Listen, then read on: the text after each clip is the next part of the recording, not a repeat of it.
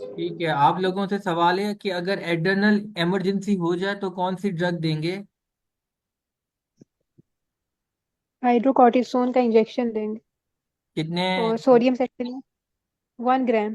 नहीं, 1 ग्राम मैंने गलती से बोला था, 100 to 200 मिलीग्राम। ठीक। ठीक है, हाइड्रोकॉर्टिसोन हो गया, सोडियम सक्सीनेट हो गया, सोडियम फॉस्फेट हो गया, ठीक है ना? हाइड्रोकॉर्टिसोन, सोडियम सक्सीनेट या फिर।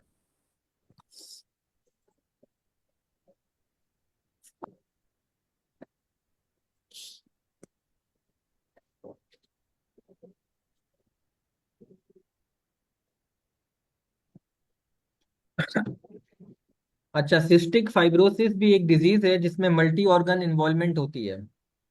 खास तौर पे लंग्स, और इसमें लंग्स के रिस्पायरेशन के इन्फेक्शन शामिल होते हैं सिस्टिक फिब्रोसिस में। लेकिन लिवर भी शामिल होता है, ये मल्टीपल मल्टी ऑर्गन प्रॉब्लम है। इसमें क्या क्या होता है? नंबर वन, पेशेंट को बहुत ज्यादा एंटीबायोटिक दी जाती है बचपन से ही। क्या दी जाती है? बहुत ज्यादा एंटीबायोटिक, क्योंकि इतने ज्यादा इन्फेक्शन होते रहते हैं, होते रहते हैं, होते रहते हैं। लिहाजा कैरीज की प्रिवेंशन, कैरीज इतनी ज्यादा नहीं होती। ये क्या नहीं होती? कैरीज नहीं होती क्योंकि उसको एंटीबायोटिक वैसे ही बहुत ज्यादा दिया जाता है। Number two, antibiotic resistant develop हो जाती है ऐसे बच्चों में, क्योंकि इतनी ज्यादा दी जाती है, तो लिहाजा हमें टेट्रासाइक्लिन पे स्विच करना पड़ता है। और टेट्रासाइक्लिन आपको पता है, जब 12 साल से बच्चे कम बच्चों में देते हो तो क्या होता है? तो स्टेनिंग होती है। नंबर थ्री, ऐसे बच्चों में डिस्कलरेशन होती है। नंबर थ्री, ऐसे बच्चों में डिलेड डेंटल डेवलपमेंट होती है, थोड़े से दांत देर से निकलते हैं। जब देर से निकलते हैं तो उनमें वाइट ओपेसिटीज भी होती हैं। वाइट ओपेसिटीज होती हैं, रफ होते हैं, तो कैलकुलस को चिपकने का चांस ज्यादा होता है, प्लाक के चिपकने का चांस ज्यादा होता है। लिहाजा पेरिडोंटल हेल्थ कॉम्प्रोमाइज हो जाती है। नंबर फोर, ये ऐसे पेशेंट जो सिस्टिक फिब्रोसिस के होते हैं वो कार्बोहाइड्रेट्स बड़ा शौक से खाते हैं, हाई कैलोरी इंटेक करते हैं, तो फिर उनसे भी उनको इस तरह के मसले हो जाते हैं। तो ये सारी डाइटरी काउंसलिंग वगैरह करना भी जरूरी होती है ऐसे पेशेंट के अंदर। और नंबर फाइव, अगर लिवर सिरोसिस इन्वॉल्व है तो फिर आपको बहुत ज्यादा ख्याल करना पड़ेगा, ब्लीडिंग वगैरह का, इन चीजों का ख्याल करना पड़ेगा। तो ये सारी चीजें हैं। और जनरल एनेस्थीसिया नहीं देना होता ऐसे पेशेंट को क्योंकि लंग्स इन्वॉल्वमेंट होती है। GA is should not be given because pulmonary involvement होती है, तो जीए नहीं देना होता, शुड बी अवॉइडेड। तो ये है सिस्टिक फिब्रोसिस के बारे में, चार पांच छह पॉइंट है, तो बस यही याद कर लो, पांच छह पॉइंट किस तरह मैनेज करते हैं। कोई रिपीट करेगा ये पांच छह पॉइंट? अच्छा, कोशिश करके कंफ्यूज मत करना। दो तीन बार बार इनकी रिहर्सल करना, प्रैक्टिस करना, ताकि कोई इधर का पॉइंट इधर ना चला जाए, क्योंकि मेरा ख्याल है जितनी ज्यादा होंगी ना मैनेजमेंट में तो कंफ्यूजन हो जाती है। या तो इसको किसी पेपर में लिख देना सारी मैनेजमेंट, किसी एक अपने नोट्स बना लें, अच्छे से आपको याद होनी चाहिए। पेशेंट्स जो होते हैं वो रेजिस्टेंट होते हैं एंटीबायोटिक्स से, तो फिर टेट्रासाइक्लिन दी जाती है जिससे टीथ की स्टेनिंग हो जाती है। डिलेड डेंटल डेवलपमेंट होती है, वाइट ओपेसिटी होती है, रफ सरफेस होती है जिससे फिर कैलकुलस डिपॉजिट्स और पेरियो हेल्थ कॉम्प्रोमाइज हो जाती है। इन पेशेंट्स में हाई कैलोरी इंटेक होगा। और अगर लीवर सिरोसिस वगैरह है तो फिर इस चीज़ को भी मॉनिटर करना है। और जीए इन पेशेंट्स में नहीं देते। Perfect, perfect. अब आते हैं एपिलेप्सी, एपिलेप्टिक वाले पेशेंट के अंदर हमें उनके सबसे पहले दवाओं के बारे में ख्याल करना है। एक दवा होती है फिनिटोइन, जो क्या करती है सबको पता है, क्या करती है? Gum problems. क्या करती है? Gingival hyperplasia. Anticonvulsant gingival hyperplasia. Gingival enlargement, gingival hyperplasia, gingival enlargement करती है। तो उसका सब्स्टिट्यूट ड्रग ढूंढना है हमें। वो सोडियम वेलप्रोएट देना है। क्या देना है? Sodium valproate. इसके अलावा हमें शुगर फ्री देनी है, शुगर फ्री होनी चाहिए। उसके अंदर भी क्या एग्जांपल आते हैं? वही आते हैं कि सोडियम वेलप्रोएट भी शुगर फ्री है, कार्बामाजेपिन भी शुगर फ्री है। तो anti epileptic drug should be sugar free. Number three, की कोशिश करनी है कि डेंटल चेयर पे ना अटैक कभी भी हो सकता है, तो उसकी ऑलरेडी आपके पास प्रिपरेशन होनी चाहिए, आप मेंटली आप तैयार होने चाहिए। नंबर 4, अगर किसी पेशेंट को एपिलेप्टिक का झटका लगा और उसका ये दांत बाहर आ गया, एवल्जन हो गई, तो क्या वो रीइम्प्लांट करना चाहिए नहीं करना चाहिए? नहीं। मोस्ट केसेस में नहीं करना चाहिए, खास तौर पे उन पेशेंट में जिनको लर्निंग डिफिकल्टीज हैं, तो नहीं करना, क्योंकि दोबारा मसला होने का चांस है, तो लिहाजा जरूरत नहीं है। उसके अलावा अगर तुम इनको आरपीटी दे रहे हो तो उनमें क्लेस वेल रिटेन होना चाहिए। ऐसा नहीं है कि कभी एपिलेप्टिक का झटका हुआ और वो डेंचर उनके अंदर ना चला जाए, मुंह के अंदर, या चोट ना लगे, तो it should be highly retentive. Denture should be highly retentive. तो बस ये पॉइंट्स हैं। और जिंजाइवल इंलार्जमेंट का खतरा होता है, तो ओरल हाइजीन बड़ी अच्छे से मेंटेन करनी है ताकि जिंजाइवल इंलार्जमेंट ना हो। इसके अलावा डायबिटिक पेशेंट में क्या करना है वो तो मशहूर है, आपको सबको पता है कि आपने डायबिटीज चेक करनी है before the procedure, during the procedure, after the procedure, glucometer साथ में होना चाहिए। नंबर 2, सुबह सवेर की अपॉइंटमेंट देनी है। और नंबर 3, एंजाइटी रिडक्शन प्रोटोकॉल, कोई भी स्ट्रेस ना हो, क्योंकि पता है डायबिटिक पेशेंट में जो मेडिकल डेंटल इमरजेंसी होती है वो हाइपोग्लाइसीमिया होती है। नंबर 4, सुबह सवेरे की अपॉइंटमेंट, छोटी अपॉइंटमेंट होनी चाहिए, शॉर्ट। नंबर 5, ज्यादा वेटिंग टाइम ना हो, कि वेटिंग एरिया में ज्यादा देर ना बिताओ, क्योंकि पेशेंट को वो बीपी लो होता है, शुगर कम हो जाती है, स्ट्रेस ले लेता है, टेंशन हो जाता है। नंबर 6, ब्रेकफास्ट अच्छे से खा के फिर अपन आफ्टर ब्रेकफास्ट होनी चाहिए, आफ्टर रेगुलर इंसुलिन डोज के बाद होनी चाहिए। और अगर ओरल हाइपोग्लाइसेमिक ड्रग ले रहा है तो उसका डोज कम करना चाहिए। इंसुलिन का तो नॉर्मल डोज होना चाहिए, लेकिन उसके फौरन बाद अपॉइंटमेंट होनी चाहिए। तो ये सारी चीजें हैं। और अनकंट्रोल्ड डायबिटीज में क्या क्या इशू हो सकते हैं, उसमें कुछ इश्यूज होते हैं। नंबर 1, जीरोस्टोमिया हो जाता है, सलाइवा कम होता है। नंबर 2, सलाइवा के अंदर ग्लूकोज पैदा हो जाता है। नंबर 3, इम्यून रिस्पॉन्स पेशेंट का कम हो जाता है टुवर्ड्स द बैक्टीरिया, तो फिर क्या होता है, इन्फ्लेमेशन होने के चांस ज्यादा है, पेरियोडोंटल डिजीज होने के चांस ज्यादा है। There is a direct correlation between periodontal disease and diabetes, ये तो मशहूर बात है, क्योंकि हमारा जो होस्ट रिस्पॉन्स है ना वो बहुत कम हो जाता है, तो इस तरह पीडीएल की डिस्ट्रक्शन ज्यादा होती है। इसके अलावा कैरीज होने के चांस ज्यादा है, क्योंकि जीरोस्टोमी है। फंगल इन्फेक्शन होने का चांस ज्यादा है, क्योंकि जीरोस्टोमी है। और अगर आप कोई ज्यादा मसला है तो फिर आपने जीए में करना है, लेकिन जीए इन हॉस्पिटल सेटिंग के अंदर होना चाहिए, क्योंकि नॉर्मली जीए के लिए पता है क्या रिक्वायर्ड होता है, फास्टिंग रिक्वायर्ड होती है। यहाँ तुम फास्टिंग तो नहीं करवा सकते पेशेंट से, 246 का जो रूल है वो तो नहीं अप्लाई कर सकते, लिहाजा जीए अवॉइड करो। लेकिन अगर इंतहाई दर्जे की मजबूरी है तो GA should be in hospital setting के अंदर, वरना जीए नहीं देना चाहिए ऐसे पेशेंट को, क्योंकि फास्टिंग वो नहीं कर पाएगा। तो ये हमारा डायबिटीज हो गया। तो कोई बताएगा डायबिटीज, कोई बताएगा, और एपिलेप्सी बताएगा, तो आगे चलें, दोनों इंपॉर्टेंट है और आसान है बहुत।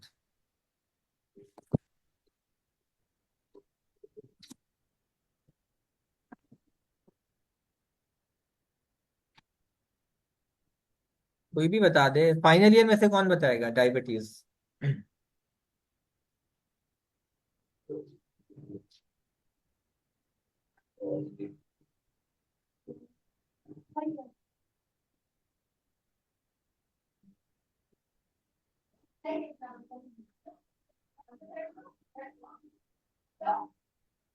फाइनल ईयर वाले अभी भी अपने नॉस्टैल्जिया में, अपने यूनिवर्सिटी दिनों में खोए हुए हैं। खैर, 1-2 दिन में तो मशवरा देता हूँ, आराम करना चाहिए, उसके बाद वापस बाउंस बैक करना है अपनी तैयारी के अंदर और पूरे फोकस के साथ।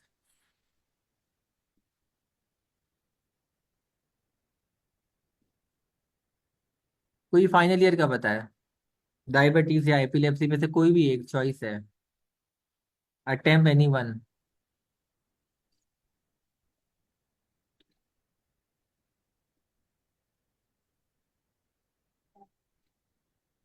बिल्कुल सुन। सर डायबिटीज के अंदर जो है बिफोर ड्यूरिंग एंड आफ्टर हमें प्रोसीजर में हमें चेक करना है कि डायबिटीज कितनी है। और पेशेंट को हमें मॉर्निंग अपॉइंटमेंट्स देनी है, एंजाइटी रिडक्शन प्रोटोकॉल करनी है, शॉर्ट अपॉइंटमेंट होनी चाहिए और पेशेंट को ज़्यादा जो वेटिंग एरिया में नहीं बिठाना चाहिए। और ब्रेकफास्ट होना चाहिए, इंसुलिन डोज भी उसका आफ्टर प्रोसीजर भी नॉर्मल पेशेंट को इनटेक करना चाहिए। और अनकंट्रोल्ड अगर डायबिटीज होगी तो जीरोस्टोमा के चांसेस हो सकते हैं, और ग्लूकोज जो है उनके सलाइवा में भी हो सकती है। और डायबिटीज के अंदर जैसे इम्यूनिटी लो होती है तो इन्फ्लेमेशन एंड पेरियो डिजीजेस के चांसेस हो सकते हैं। और जीए जो है नॉर्मली अवॉइड करते हैं, अगर करनी होती है तो वो हॉस्पिटल सेटिंग में करनी होती है, और अवॉइड इसलिए करते हैं क्योंकि उसमें फास्टिंग रिक्वायर होती है, और डायबिटीज के अंदर जो है ऑलरेडी हाइपोग्लाइसीमिक के ज़्यादा नुकसान होता है। चलिए माशाल्लाह, वेरी नाइस डॉक्टर समीना, बहुत अच्छा बताया आपने। ऑल द बेस्ट आप लोगों को प्रेप्स के लिए। और एग्जाम की डेट उम्मीद है जल्द अनाउंस हो जाएगी और जनवरी में होंगे आप लोगों के। आखिरी topic, organ transplantation. Organ transplantation को यानी कि ऑर्गन ट्रांसप्लांट डाला गया, दूसरा ऑर्गन चेंज किया गया, इसमें लिवर आ गया, बोन मैरो आ गया, कुछ भी आ गया। 3 फेजेस होते हैं। नंबर 1 प्री ट्रांसप्लांट, अभी ट्रांसप्लांट नहीं किया। उसमें क्या होता है, पूरा मुआयना करना है बड़ा अच्छे से, कोई भी दांत जिसको आपको लगे कि निकलवाना चाहिए तो निकाल दो, वेट मत करो, दर्द ना हो तो भी निकाल दो, जिसका प्रोग्नोसिस क्वेश्चनेबल है उसको भी निकाल दो, रिस्क नहीं लेने का भाई। ठीक है। नंबर 2, ऐसे अच्छा, और ट्रांसप्लांट से पहले उनको कार्बोहाइड्रेट हाई रिच डाइट दी जाती है उनको फिजिशियन की तरफ से, तो आपको वो चेंज नहीं करनी है, आपको नहीं बोलना कम कार्बोहाइड्रेट खा, अबे भाई फिजिशियन यहाँ बोल रहा है ज्यादा खा। तो do not be in contact with the child physician और डाइटिशियन जो भी हो। नंबर 3, अगर बोन मैरो ट्रांसप्लांटेशन हो रही है तो फिर ल्यूकोपेनिया होने का चांस होता है, यानी कि न्यूट्रोफिल काउंट कम, तो लिहाजा एंटीबायोटिक्स देने होते हैं ऐसी सिचुएशन में। प्लेटिलेट काउंट कम, लिहाजा ब्लीडिंग का आपने बहुत ज्यादा एहतियात करना होता है। और उसके अलावा अगर लिवर ट्रांसप्लांटेशन हो रही है तो ऐसे पेशेंट में बिलीविडिन की डिपोजिशन होती है दांतों में, और स्टेनिंग होने का चांस है, ग्रीन स्टेनिंग होने का। कौन सी स्टेनिंग का? ग्रीन, ग्रीन स्टेनिंग का, पाकिस्तान ग्रीन स्टेनिंग। ठीक है, दांत भी पाकिस्तानी हो गए। बिलीवर्डिन डिपोजिशन की जाती है अगर लिवर ट्रांसप्लांटेशन हो रही है। और बोन मैरो ट्रांसप्लांटेशन हो रही है तो फिर न्यूट्रोफिल काउंट कम हो जाता है, प्लेटिलेट काउंट कम हो जाता है। अब आते हैं दूसरे फेज पे, इमीडिएट पोस्ट ट्रांसप्लांट पीरियड। आपने ट्रांसप्लांटेशन हो गई, ऑपरेशन हो गया, ऑर्गन डाल दिया गया। अब ऐसे पेशेंट को दवाओं पे रखा जाता है। अरे कौन सी दवाएं भाई? अच्छा, उन दवाओं का नाम है ग्राफ्ट रिजेक्शन से बचाने के लिए। अब ग्राफ्ट जो पेशेंट के बॉडी में डाला है वो रिजेक्ट ना करे बॉडी, उसके लिए भी अच्छे से लिखा, आप अभी तक वो लिखो ऑलरेडी। ठीक है, उसके लिए भी दवाइयां दी जाती हैं। अच्छा, पहले दी जाती थी, मशहूर थी एजा थायरोपिन। एजा थायरोपिन क्या करता है, वो मजीद थ्रोम्बोसाइटोपेनिया कराता है, मजीद लीकोपेनिया कराता है, वो तो पहले ही था और मजीद कराता है।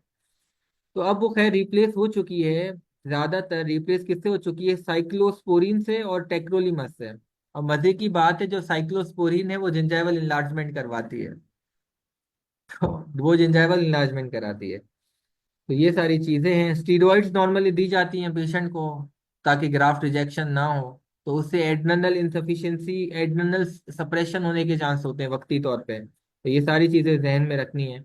और कोशिश करके प्रिवेंटिव थेरापी देनी है, कोई भी आपने इंटरवेंशनल ट्रीटमेंट नहीं करना, इमीडिएट पोस्ट ट्रांसप्लांट नहीं करना।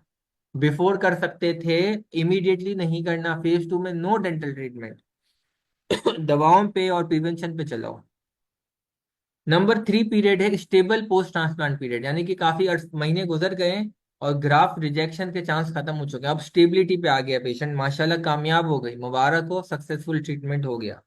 इसमें क्या करना है, इसमें तुम रूटीन डेंटल ट्रीटमेंट कर सकते हो, फिलिंग कर सकते हो, स्केलिंग कर सकते हो, रूट कैनाल कर सकते हो, एक्सट्रैक्शन कर सकते हो।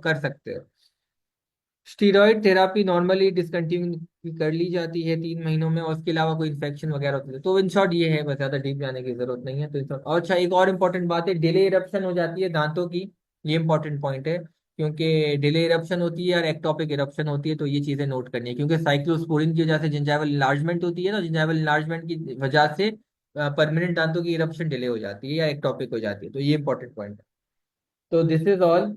इसके अलावा टेबल 16.7 है मेरे पास, आप लोगों के पास बेबी 17.7 हो, इसमें लिखा हुआ है रेकमेंडेड मिनिमल इमरजेंसी ड्रग्स, कौन कौन सी इमरजेंसी ड्रग्स चाहिए, पार्ट 2 का सवाल है। अगर इनाफ्लेक्सिस शॉक है तो फिर आपको देनी है एपिनेफ्रीन। अगर हाइपोग्लाइसीमिया हो गया है तो आपको देना है ग्लूकागोन 1 मिलीग्राम इंजेक्शन, या फिर ओरल ग्लूकोज सॉल्यूशन देना है। अगर एस्थमा है तो आपको, एस्थमा हो गया पेशेंट को डेंटल यूनिट पे, तो आपने साल ब्यूटामॉल देना है। अगर एपिलेप्सी हो गई पेशेंट को यूनिट पे तो मिडोजोलाम देनी है। अगर इंजाइना हो गया यूनिट पे तो आपको ग्लाइसेराइल ट्राइनाइट्रेट देनी है, सबलिंगुअली स्प्रे करना है। अगर अगर मायोकार्डियल इंफाक्शन हो गया तो 300 मिलीग्राम एस्पिरिन देनी है। अगर एड्रेनल क्राइसिस हो गए तो मैं बता चुका हूँ 100 to 200 मिलीग्राम हाइड्रोकॉर्टिसोन देनी है। तो और सारी सिचुएशंस के अंदर ऑक्सीजन तो देनी ही देनी है। तो ये इंपॉर्टेंट टेबल है, ये आपको याद करना है। दिस इज ऑल, ये हमारा चैप्टर पूरा होता है। और इस चैप्टर में मेरा ख्याल है, और अच्छा, कैंसर के कुछ साइड इफेक्ट्स हैं, oral problem associated with cancer therapy, उसमें से भी कुछ 10 याद कर लो। नोजिया, वोमिटिंग, जीरोस्टोमिया, म्यूकोसाइटस एल, ये सारी चीजें याद कर लो। इन्फेक्शन के चांसेस ज्यादा हैं, ब्लीडिंग डिसऑर्डर, ये चेंज इन सलाइवा। तो ये 8-9 पॉइंट्स याद कर लेना। अब हम अपने कुछ आखिरी चैप्टर पे आते हैं, सेफ गार्ड चिल्ड्रन। उसमें डिटेल में पढ़ने की जरूरत नहीं है, सिर्फ कुछ चीजें पढ़ेंगे। ये 15 मिनट का चैप्टर है और हमारा आज का लेक्चर पूरा होता है। सबसे पहले डेंटिस्ट का क्या रोल होता है। अच्छा, ये बहुत थोड़ा सा नाजुक, थोड़ा सा सेंसिटिव टॉपिक है, सेंसिटिव चैप्टर है कि बच्चे, छोटे बच्चे होते हैं उनका, उनके साथ घरों में कभी कभी फिजिकल अब्यूज भी होता है, और ये काफी उनके साथ मतलब बुरा बर्ताव होता है। तो डेंटिस्ट का अहम रोल है इसके अंदर। अब डेंटिस्ट का कैसे अहम रोल है। तो number one, dentist are skilled at examination of head and neck. वो बड़ी उम्दा एग्जामिनेशन करते हैं हेड एंड नेक की। अक्सर बच्चे को जो चोट लगती है वो हेड और नेक में लगती है, तो उसकी एग्जामिनेशन सबसे अच्छी कौन करेगा, डेंटिस्ट। नंबर टू, अगर कोई बच्चे की दांतों की हालत बहुत खराब है तो ये itself is a sign of neglect. Dentist को पता चल जाएगा, यार ये तो वाट लगी हुई है ओरल हाइजीन की, यार मतलब माँ बाप तो निग्लेक्ट कर रहे हैं बच्चे को। नंबर थ्री, डेंटिस्ट ही एक ऐसा डॉक्टर है जिसको हर 3 महीने और 6 महीने में दिखाया जाता है। बाकी डॉक्टरों के पास कौन जाता है ऐसे ही फॉलोअप के लिए, हाँ भाई इस्लाम में समय ऐसे ही दिखाने आए हो अपनी किडनी, कौन जाता है। तो डेंटिस्ट हर उस बच्चे से 6-6 महीने में मिलता रहता है, तो ज्यादा उससे एक कनेक्शन बन जाता है, तो वो अपनी बातें भी कभी कर सकता है। तो नंबर फोर, अक्सर जो डेंटिस्ट होता है ना वो एक ही फैमिली में मुख्तलिफ लोगों के ट्रीटमेंट करता है। अगर बाप का कर रहा है तो जाहिर है माँ का भी वो करेगा, बच्चों का भी वही करेगा। अलग अलग डेंटिस्ट के पास नहीं जाते, एक ही फैमिली डेंटिस्ट होता है। तो फिर उनको सारी फैमिली की इंसाइट्स पता हो जाती हैं, बिहेवियर पता होता है, ये कैसा है ये कैसा है, थोड़ा आइडिया हो जाता है। तो इसलिए dentist are best in examining. तो ये 4 रीजन है रोल ऑफ डेंटल टीम में। ये पार्ट 2 का सवाल है पास पेपर का, जुलाई 2017 में आया था। रोल ऑफ डेंटल क्या हो, डेंटिस्ट क्या होगा। इसके अलावा रिकग्नाइजिंग द साइंस, डेंटिस्ट का काम है साइंस को रिकग्नाइज करे, ओरल साइंस को। 4 किस्म की अब्यूजेस का जिक्र है यहाँ पे।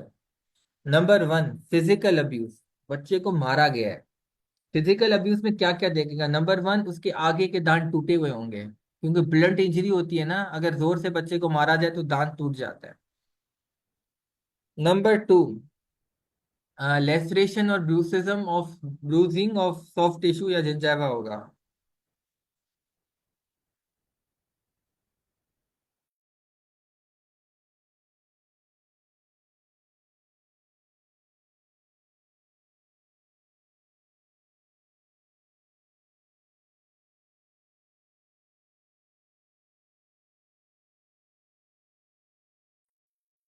लेसरेशन और ब्रूजिंग होगी बहुत ज्यादा सॉफ्ट टिश्यू से। नंबर थ्री, पेनिट्रिंग इंजरी होगी, पेनिट्रेटिंग इंजरी में क्या होता है, कभी जबरदस्ती दूध पिलाया जाता है बच्चे को, जो फीडर्स होते हैं उनकी मुंह में ठुसा जाता है जबरदस्ती ना, तो इससे क्या होता है, सॉफ्ट पैलेट पे या फिर फ्लोर ऑफ द माउथ पे पेनिट्रेटिंग इंजरीज होंगी। नंबर फोर, अपर फ्रेनम है वो लेसरेशन होगी उसकी। 1 साल से अगर कम में लेसरेशन है तो उसका मतलब है सस्पिशन है, शक की गुंजाइश है। लेकिन अगर 2 साल के दरमियान है तो हो सकता है चलते चलते, या 1.5 साल में है, या 1 साल के बाद है तो हो सकता है बच्चा चलने की प्रैक्टिस से गिरा हो। लेकिन अगर 8-9 महीनों में लेसरेशन इंजरी है फ्रेनम की, तो उसका मतलब है टेंशन की बात है। तो ये तो हो गया फिजिकल अब्यूज। एक दूसरा हो गया इमोशनल अब्यूज। इमोशनल अब्यूज में क्या होता है कि जो बच्चे होते हैं ना उसको अपने बिहेवियर में चेंजेस नजर आएंगे, वो सहमा सहमा सा होगा, या वायलेंट होगा, बहुत ज्यादा अग्रेसिव होगा, अटेंशन सीकर होगा पेरेंट्स का, या उसको सही से कंसंट्रेट आपके जो इंस्ट्रक्शंस पे ध्यान नहीं दे पा रहा होगा, अटेंशन स्पेन की कमी होगी, फोकस की कमी होगी, अग्रेशन होगी, और सही से उसकी डेवलपमेंट और ग्रोथ नहीं हुई होगी। और अगर कोई थोड़ा बड़ा बच्चा होता है तो हो सकता है वो गंदी आदतों में लग गया हो, ड्रग्स में और सेल्फ हार्म में अपने आप को चोट पहुंचाई हो, अल्कोहल में, और इस तरह की चीजें उसके अंदर हो गई हो, बगावती बातें आ गई हो। तो इस तरह ये आपको बोलेगा इमोशनल अब्यूज की साइंस है। नंबर 3 जो है वो है निग्लेक्ट। निग्लेक्ट किया गया बच्चों को, साइंस ऑफ निग्लेक्ट। इसके अंदर भी एक टेबल बना हुआ है। वो आपने चाइल्ड की जो बेसिक नीड्स है ना उनको इवेल्यूट करना है। Number 1 nutrition. न्यूट्रिशन यानी कि अगर सही से आप देख रहे हो कि उसकी सेहत नहीं है, बिल्कुल कमजोर है, तो उसका मतलब है निग्लेक्ट है ये। नंबर 2 क्लोथिंग चेक करनी है कि अच्छे क्लोथ पहने हुए हैं, मौसम के हिसाब से पहने हुए हैं, फटे हुए तो नहीं है, सर्दी है तो सर्दी के हैं, तो वो आपसे पता चल, सनबर्न तो नहीं है, कहीं कोल्ड सोर तो नहीं है, तो पता चल जाएगा कि यार ये निग्लेक्ट, क्लोथिंग निग्लेक्ट है या नहीं है। नंबर 3 सेफ एनवायरनमेंट, कोई चोट वोट है या नहीं है। Number 4 hygiene, overall body hygiene आपको चेक करनी है, कोई बदबू तो नहीं आ रही, सही से नहा रहा है, बाल वगैरह सही हैं, कोई ज्यादा, ठीक है ना, डेंड्रफ तो नहीं है, इस तरह की बहुत ज्यादा, ओवरऑल उसकी हाइजीन चेक करनी है। नंबर 5 ओरल हाइजीन भी चेक करनी है। अगर ओरल हाइजीन बहुत ज्यादा खराब है तो भी पता चल जाएगा कि यार वो इतना निग्लेक्ट है, साइन ऑफ निग्लेक्ट है। इसके अलावा आपने उसकी एजुकेशन चेक करनी है, सही जगह पे पढ़ भी रहा है नहीं पढ़ रहा, घर है। अफेक्शन चेक करनी है कि वो कितना अफेक्टेड फील करता है, अटेंशन सीकिंग बिहेवियर तो नहीं है। तो ये सारी साइन है निग्लेक्ट की। नंबर 1 फिजिकल अब्यूज, नंबर 2 क्या कहते हैं इमोशनल अब्यूज, और नंबर 3 निग्लेक्ट अब्यूज। लेकिन जो नंबर 4 है वो उन तीनों से ज्यादा इंपॉर्टेंट है, और वो हमारे सोसाइटी में बहुत ज्यादा उस चीज को सोचा ही नहीं जाता, देखा ही नहीं जाता। जी मैं बात कर रहा हूँ सेक्सुअल अब्यूज की। अक्सर बहुत सारी मूवीज भी बनती हैं इन टॉपिक्स पे, और अक्सर जो बच्चे होते हैं वो या तो ड्राइवर को हवाले होते हैं, या ट्यूशन टीचर के हवाले, या कारी साहब के हवाले, और अकेले रूम में, और या फिर ऐसे खानदान के जो ट्रस्टवर्थी लोग हैं जिनको आप ट्रस्ट करते हो, लेकिन देखो नहीं करना चाहिए ट्रस्ट, किसी पे भी नहीं करना चाहिए ट्रस्ट। किसी की भी मजाल नहीं होनी चाहिए कि बच्चे को छुए, चाहे वो बच्चे का चाचा हो, मामा हो, नाना हो, कोई भी हो। अब दादा नाना तो अलग बात है, फादर मदर और दादा नाना, इन ये चार रिलेशन को छोड़ के, ये चार रिलेशन को छोड़ के किसी भी रिलेशन को ये राइट नहीं है कि वो बच्चे को किस भी करे, वो बच्चे को छुए भी सही, या बच्चे को अच्छे से ज्यादा ऐसा अजीब तरीके से प्यार करे, इजाजत या अपनी गोद में बिठाए, इसकी इजाजत नहीं करना, इसको ऐसा अलाउ नहीं करना चाहिए। और तंबी करनी चाहिए फौरन कि नहीं यार ये आप बहुत मौजब, आप बहुत रिस्पेक्टेड है, लेकिन प्लीज आप गोद में ना बिठाएं इस बच्चे को, ये गलत है, ये प्यार ना करें। हमें आपकी इंटेंशन पे तो कोई शक नहीं है, लेकिन नहीं करें आप ये हमें हमें अच्छा नहीं लगता, हमारी इसमें लिमिटेशन। तो इसलिए स्ट्रेट फॉरवर्ड होना, अब बच्चे को बताना है ये पेरेंट्स का बड़ा रोल है, टीचर्स का, उस्ताजा का रोल है कि बैड टच क्या होता है, गुड टच क्या होता है। तो ये सारी चीजें बच्चे को पता होनी चाहिए, ठीक है। तो अगर बच्चे के साथ सेक्सुअल अब्यूज हो रहा है तो फिर सेक्सुअली ट्रांसमिटेड डिजीज हो जाती हैं, जिसके अंदर गोनोरिया हो गई, उसके अंदर क्या ओरल साइंस होंगी जो कि डेंटिस्ट को देखनी है। एरिथ्मा हो सकता है, ओरल अल्सरेशन हो सकती है, इस तरह की चीजें, वेसिकल्स फॉर्मेशन हो सकते हैं मुंह में, और हार्ड और सॉफ्ट पैलेट के जंक्शन पे भी इंजरीज हो सकती हैं। तो इन सारी चीजों को डेंटिस्ट को देखना है। तो चार किस्म के अब्यूज हो गए हैं। Number 1 physical abuse, number 2 emotional abuse, number 3 neglect, और नंबर 4 और सबसे इम्पोर्टेंट जो जिस टॉपिक पे बात नहीं की जाती वो है सेक्सुअल अब्यूज।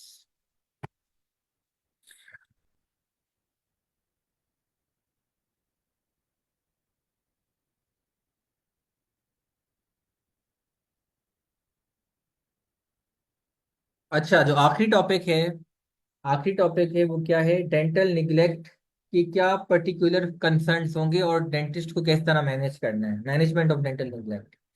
अच्छा, कंसर्न्स क्या हो सकते हैं। Number 1 untreated oral disease, severe dental disease है जो अनट्रीटेड है, हो सकता है उसके बाद इन्फ्लेम एब्सेस हो जाए, स्वेलिंग हो जाए, फेशियल इन्फ्लेमेशन हो जाए, एंटीबायोटिक्स की नीड करे, और सिस्टमिक इन्वॉल्वमेंट हो जाए।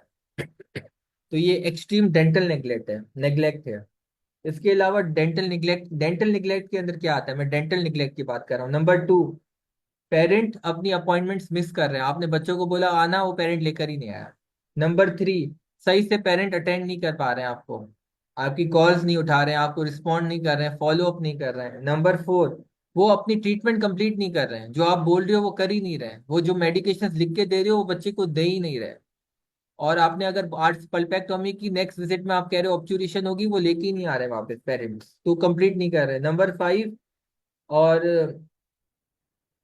क्या करते हैं कि वो जनरल एनेस्थीसिया, मतलब बार बार जनरल एनेस्थीसिया की तरफ लेके आ रहा है, requiring repeated general anaesthesia for dental treatment. तो ये भी पेरेंट्स की लापरवाही है, एक ही जनरल एनेस्थीसिया में सारे काम करवा दो, नहीं अभी एक काम होगा, फिर जब दर्द होगा तो हाँ दूसरा जनरल एनेस्थीसिया, फिर तीसरा जनरल एनेस्थीसिया। भाई मजाक नहीं है जनरल एनेस्थीसिया। तो ये सारी जो बातें हैं ना, ये क्या है, science of dental neglect bye parents. Dental neglect bye parents ये इंपॉर्टेंट है। और डेंटिस्ट को क्या करना चाहिए, 3 स्टेजेस है मैनेजमेंट के। Number 1, preventive dental team management. Dentist को सारी प्रिवेंटिव देनी है कि ये घर पे होना चाहिए, ये ओरल हाइजीन मेंटेन होनी चाहिए, पूरा उसका रिकॉर्ड मेंटेन करना है, मॉनिटरिंग करनी है, पेरेंट्स से टच में रहना है, बच्चे से टच में रहना है, मेक श्योर करना है कि सारी ओरल हाइजीन इंस्ट्रक्शंस, डाइटरी चीजें, काउंसलिंग फॉलो हो रही है नहीं। Number 2, preventive multi agency management. Multi agency में क्या होता है, जो बाहर मुल्कों में होता है कि जो होते हैं ना बच्चे, उनके घरों पे नर्सेस भी आती हैं, सोशल वर्कर्स भी आती हैं, जैसे पोलियो वाले भी, वैक्सीनेशन वाले भी आते हैं। तो उन सब से डेंटिस्ट को राब्ता करना है और पूछना है, उनसे भी इंटरव्यू लेना है कि क्या बच्चे की आपने वो मैनेजमेंट हो रही थी, सही हो रहा था, ख्याल नहीं हो रहा था। तो इसको कहते हैं मल्टी मैनेजमेंट। हमारे यहाँ तो ऐसा सिस्टम ज्यादा नहीं है, सिर्फ पोलियो वाले ही आ जाते हैं, बाकी तो नहीं आते, सोशल वर्कर्स नहीं आते, नर्सेस नहीं आती हैं, ऐसे ही वो वहाँ होता है बाहर मुल्कों में। लेकिन आखिरी स्टेज क्या है, चाइल्ड प्रोटेक्शन रेफरल। अगर आप फिर भी मेक श्योर करो नहीं गड़बड़ है और बच्चे के साथ बुरा सलूक हो रहा है, सही ध्यान नहीं है जा रहा, तो आप सीधा कंप्लेन कर सकते हो थ्रू लीगल प्रोसीजर्स, और बच्चे को आप चाइल्ड प्रोटेक्शन के हवाले कर सकते हो, जैसे होता है। एक मूवी भी थी काजोल की मेरा ख्याल है, और उसमें भी वो कहीं बाहर मुल्क में होती है, तो वो बच्चे का ख्याल भी कर रहे थे, लेकिन जबरदस्ती उसके बच्चे को लेके चले जाते हैं अचानक छापा मार के, और इल्जाम में कि सही ख्याल नहीं कर रहे। तो वहाँ इतनी इतनी चीजों को अहमियत दी जाती है, बच्चों के ख्याल पे बहुत ज्यादा अहमियत होती है। तो दिस इज ऑल। ये हमारी वलबेरी खत्म हुई, और मेरा ये आखिरी लेक्चर था वलबेरी का, जिसमें ये 2 मैंने चैप्टर्स कवर करवा लिए। और जो चैप्टर्स हमने कुछ नहीं कवर करवाया उनको छोड़ दें, और डॉक्टर साद का मेरा ख्याल है आखिरी लेक्चर है, वो इंशाल्लाह कवर करवा लेंगे, इंशाल्लाह ग्रुप पे अपडेट करेंगे। और जैसे भी उनका होगा, जब भी होगा, उनका थोड़ा काफ़ी बिजी स्केड्यूल जाता है, लेकिन वो ऑर्थो वाला इंशाल्लाह वो ज़रूर कवर करवा के इंशाल्लाह अपलोड भी कर देंगे। वो आप तब कर लीजिएगा जब वो अनाउंस करें और जब अपलोड करें। ठीक है, थैंक यू सो मच। इंशाल्लाह ऑपरेटिव हमने 4 चैप्टर्स रहते हैं, कोशिश करेंगे कि स्लोली ग्रेजुअली चले, अब एक एक हफ्ते में एक एक चैप्टर करें, और कोई जल्दी ना हो। एग्जाम की डेट पे डिपेंड है फाइनल ईयर वालों के हिसाब से। और बाकी तो सबमिट हमने सारी हो गई है, वलबेरी सारी हो गई है, जब तक वो चीज़ें वो कर सकते हो। डेट आ गई है, डेट क्या आई है, 20 जैन, हल बहुत दूर है, ये तो बहुत दूर है। तो फाइनल ईयर वाले तो मजे करें यार, अभी 2-3 दिन तो घूमने चले जाओ आप लोग, तो बहुत दूर है 20 जैन। तो सही है इंशाल्लाह। फिर 4 चैप्टर रहते हैं तो उनको आराम से कराएंगे, अमलगम और कॉम्पोजिट इंपॉर्टेंट चैप्टर्स हैं, और पोर्सिन यूनियर्स, ये 4 चैप्टर हैं जो मुझे कवर करवाने में खुद करवाऊंगा, ये 4 चैप्टर्स। बाकी हमारा कोर्स तकरीबन हमारा कंप्लीट हो चुका है इंशाल्लाह। कोई और सवालात हो, पास्ट पेपर्स होते हैं पीजीज के लिए, वो अपलोड हो जाएंगे, और एक नया लाइव सेशन भी होगा डॉक्टर सारंग का। और आर्ट एंड साइंस के कुछ चैप्टर्स हैं डॉक्टर साथ के, वो भी मैं शेयर कर लूंगा आप लोगों के साथ। और बाकी मैं समिट में कोशिश करता हूँ कि आर्ट एंड साइंस की चीज़ें वैसे ही डाल दूँ अपने चैप्टर्स के अंदर। ठीक है, थैंक यू सो मच, अस्सलाम वालेकुम।